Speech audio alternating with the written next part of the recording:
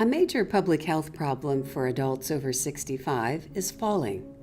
Gait dysfunction, such as unstable gait, gait speed slowing, decreased stride length, and stride variability are contributing factors to these falls. Through a partnership with OLLI at Berkeley and the Fung Fellowship, the Gait project proposed the use of wearable technology that could capture key gait metrics and provide feedback to a person using a phone-based app.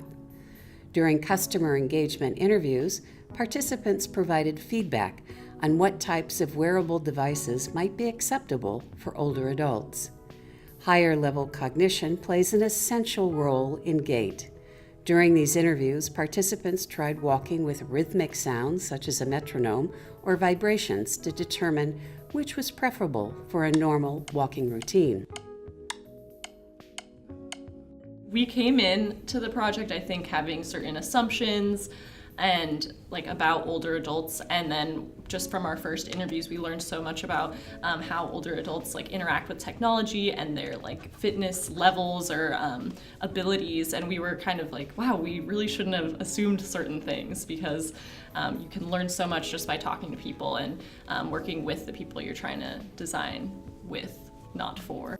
It's hard to get access to older adults, and so I think working with a group like OLLI and working with a partnered organization, I think that's super helpful, because Cheryl and Susan were able to help get us these interviews. So overall, this experience has been really meaningful. I come from the engineering tech development side, and I've learned a lot about product development, but I've never been able to actually go through the whole experience of coming up with concepts and co-designing with the population and then iterating on that process.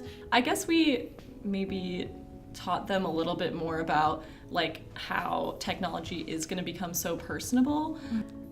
I guess just the whole design process and getting feedback from them before we even created anything was helpful and useful in the design space.